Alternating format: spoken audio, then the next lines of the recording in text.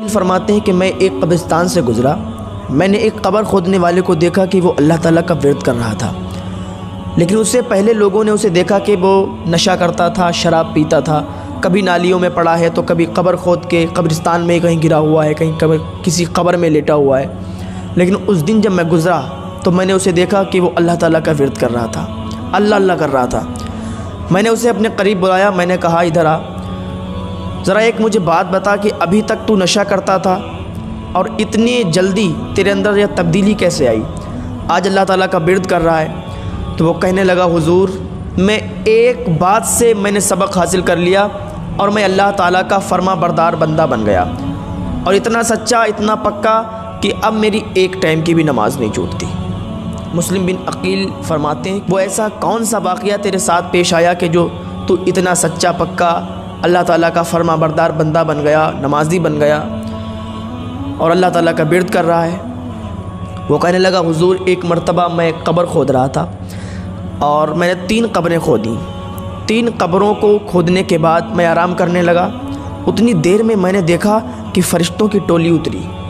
फ़रिश्ते ज़मीन पर आए और कब्रों के पास खड़े हो गए। उनमें जो एक हेड फ़रिश्ता था, जो बड़ा फ़रिश्ता था ओहदे में, तो उसके हाथ में रजिस्टर था और वो और फ़रिश्तों को बता रहा था कि ये जो कब्र है पहली वाली, ये एक अल्लाह ताला के नेक बंदे की कब्र है और इस कब्र को नीचे से 12 कोस लंबी कर देना, ऐसी कर देना कि इसमें जो मुर्दा दफन हो उसको कोई तकलीफ़ ना हो, ये अल्लाह ताला का नेक बंदा इसमें आएगा। फिर कहा, दूसरी कब्र के पास जब वो गए तो उनमें से वही फ़रिश्तों का सरदार हेड फ़रिश्ता बोला कि ये जो कब्र है इसमें अल्लाह ताला का नेक बंदा आएगा, इसको 40 कोस तक फैला देना, नीचे से 40 कोस तक इसको लंबा कर देना।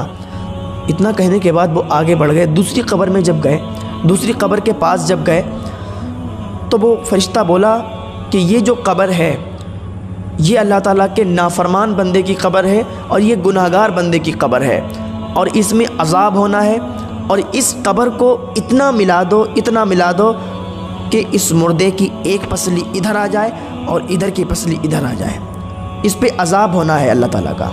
जब मैंने ये सुना, हैरान कि ये मामला क्या है। फिर मैं थोड़ी देर बैठा रहा। मैंने देखा कि एक जनाज़ा आ रहा है, उसके साथ सिर्फ़ 7 लोग हैं। 7 लोग एक जनाजे को ला रहे हैं। जब 7 लोग एक जनाजे को लाकर उन्होंने पहली कब्र में दफन कर दिया और दफन करने के बाद जाने लगे तो मैंने एक का हाथ पकड़ लिया। मैंने कहा, भाई ज़रा ये तो बताओ, क्या ये आपका रिश्तेदार है? उसने कहा, नहीं ये मेरा रिश्तेदार नहीं है। कहा, फिर कोई जान पहचान का है? कहा, ये हमारे महल्ले का बहुत गरीब इंसान था, बहुत ही गरीब था, लोग इसको अपने घर नहीं बुलाते थे, इसको कोई दावत में भी नहीं ले जाता था, अगर कोई दावत होती थी इसको कोई नहीं पूछता था। और लेकिन जब सब अमीर सो जाते थे, जब सब अमीरों के महल बंद हो जाते थे तो ये गरीब इंसान इसके टूटे हुए छप्पर से अल्लाह अकबर की अज़ान की सदा बुलंद होती थी।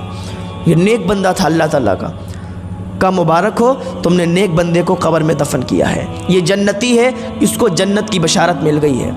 मैंने ख़ुद अभी फ़रिश्तों के मुँह सुना है। वो लोग खुश होकर चले गए। फिर कहा, मैं बैठा रहा।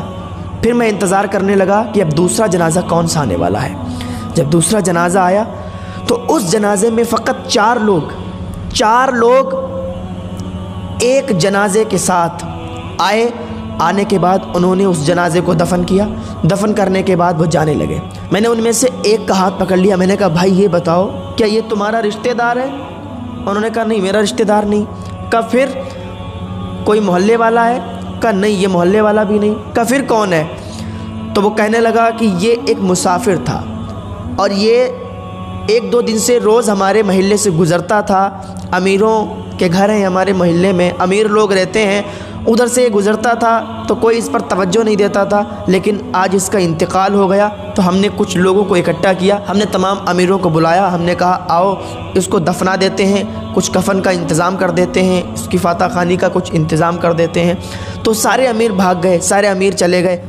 बोले ये गरीब इंसान है, इसको दफनाएंगे, अरे हमें इन्फेक्शन हो जाएगा, हटाओ इसे एक रस्सी में बांध के किसी दरिया में फेंक दो जाकर। जब उन्होंने इतना कहा तो हम 4 लोगों ने इसके कफन दफन का इंतज़ाम किया और इसको दफन करके जा रहे हैं। उस कब्र खोदने वाले ने कहा, मुबारक हो, तुमने एक अल्लाह के वली को दफन किया है, तुमने एक अल्लाह के वली को दफन किया, ये जन्नती है, मैंने फ़रिश्तों के मुँह सुना है। वो लोग खुश होकर चले गए।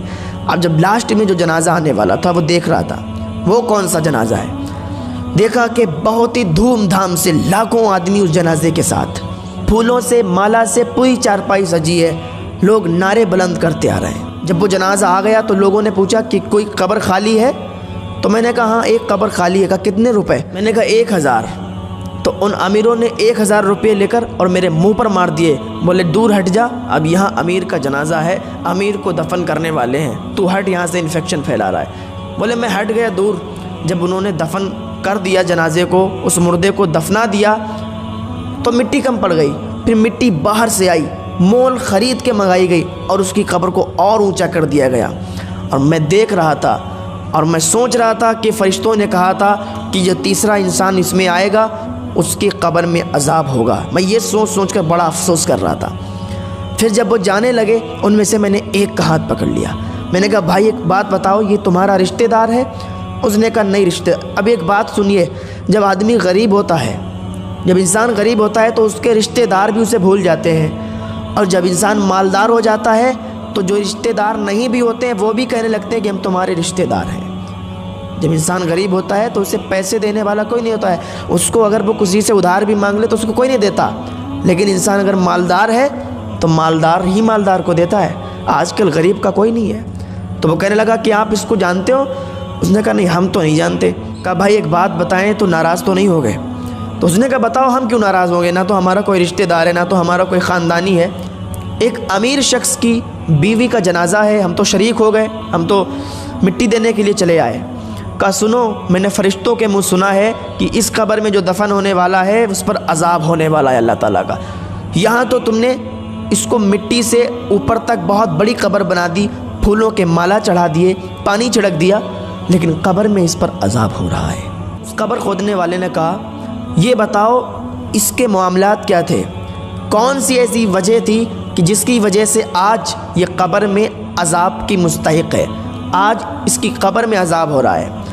तो वो कहने लगा भाई बात ये है कि ये सबसे अमीर, शहर के सबसे अमीर की बीवी थी। महल्ले की गरीब बच्चियां इसके दरवाज़े पर अगर आती थीं और कहती थीं कि चलो आज हमने हुजूर की महफ़िल सजाई है, आज हमने ज़ोहर के बाद या असर के बाद हमने हुजूर की महफ़िल सजाई है, चलिए हमारे घर, आप अमीर घर की बहू हैं, आप हमारे घर आएंगी, हमारी इज़्ज़त में और 4 चांद लग जाएंगे। तो ये कहा करती थी, थप्पड़ मार के कहा करती थी कि निकल जाओ, हम तुम्हारे घर पे आएंगे, हम इतनी अमीर हैं, तुम्हारे घर पे जाकर हम इन्फेक्शन हमें हो जाएगा, हमें ये हो जाएगा वो हो जाएगा। तो वो गरीब बच्चियाँ मायूस होकर वापस लौट जाया करती थी। जब ये बाज़ार जाती थी तो अच्छे लिबास में बाल खोल कर बाज़ार में जाती थी। जब कोई नया लिबास आता था, नया कपड़ा आता था, सबसे पहले ख़रीद कर बाज़ार में लोगों को दिखाया करती थी।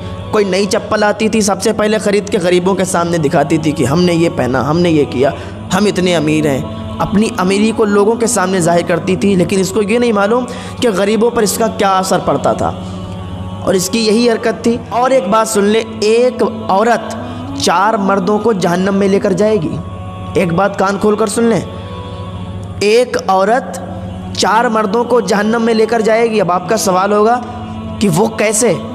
तो सुनो, एक औरत सबसे पहले जब औरत गुनाहगार होगी तो वो 4 मर्दों को गिनाएगी और 4 मर्दों को वहाँ सज़ा दिलवाएगी। तो वो कहेगी, सबसे पहले अपने बाप को बुलाएगी, सबसे पहले उसके बाप को बुलाया जाएगा, पूछा जाएगा कि तुमने इसको क्यों नहीं मना किया जब ये बालों को खोलकर आवारा की तरह फिरती थी, घूमती थी, गली मोहल्लों में सबके घरों पे जाया करती थी, रास्तों में मोबाइल पर बात करते हुए इधर से उधर जब गुनाह का काम करती थी तो तुमने क्यों नहीं रोका? छोटे छोटे कपड़े पहनती थी तो तुमने क्यों नहीं रोका? तो इस वजह से उसका बाप पकड़ा जाएगा। फिर उसके भाई को बुलाया जाएगा और कहा जाएगा कि तुमने इसको क्यों नहीं रोका? तुम्हारी बहन बाल खोलकर, सर पर दुपट्टा नहीं, बदन पर पूरे कपड़े नहीं और आवारा की तरह रोडों पर गली मोहल्लों में घूमती थी, तुमने क्यों नहीं मना किया? इस वजह से भाई भी पकड़ा जाएगा। फिर उसके शौहर को बुलाया जाएगा, कि तुम्हारी तो बीवी थी, तुम्हारी तो शरीके हयात थी, तुमने इसे क्यों नहीं मना किया? जब ये आवाराओं की तरह घूमती थी, बाल खुले, सर पे दुपट्टा नहीं, लोगों से मिल रही, बाज़ार में टहल रही, फ़ोन पर किसी से बातें कर रही, लेकिन तुमने मना नहीं किया। इसकी वजह से उसका शौहर भी पकड़ा जाएगा, फिर बुलाया जाएगा उसके बेटे को, सबसे पहले बाप को, फिर बाप के लड़के को यानी उसके भाई को, फिर उसके शौहर को, फिर उसके बेटे को। बेटे से कहा जाएगा कि तुमने क्यों नहीं मना किया? तुम्हारी तो माँ थी, तुम्हारा तो हक था मना करने का कि माँ कहाँ जा रही हो, बाल खोल कर बाज़ार जा रही हो। आजकल इतनी बेहयाई हो गई है कि अमीर घरों की बच्चियां, अमीर घरों की औरतें आवाराओं की तरह घूमती हैं, बदन पर पूरे कपड़े नहीं, सर पर दुपट्टा नहीं, और आवारा की तरह बाहर घूम रही हैं। हिसाब लिया जाएगा, हिसाब। कल मैदान महशर में पता चलेगा कि यह हम लोग बताते बताते थक गए, यह हमारी जिम्मेदारी है कि आपको बताया जाए, लेकिन हम लोग बताते, आप लोग अमल नहीं करते। हम बताएं, आप अमल ना करें तो हमारी पकड़ नहीं है, अगर हम ना बताएं तब हमारी पकड़ है। तुम तो कह दोगे कि हमें बताने वाला कोई नहीं आया, वहाँ पूछा जाएगा क्या तुम्हें बताने वाला कोई नहीं था? तो उस वक्त हम भी वहाँ गवाही दे सकते हैं, हाँ हमने बताया था। वो इंसान कहने लगा कि आज इस पर जो अजाब का सबब बना है, आज जो इस पर अजाब हो रहा है, वो इसकी करतूतें हैं। ये अमीर बन के गरीबों को बहुत गिरा हुआ इंसान समझती थी, और इसी की वजह से, इसके तकब्बुर की वजह से आज इसे इसकी कब्र में अजाब हो रहा है। अल्लाह ताला हमको तकब्बुर जैसी बीमारी से महफूज फरमाए, गुरूर घमंड जैसी बीमारी से महफूज फरमाए। अल्लाह ताला हम सबको नेक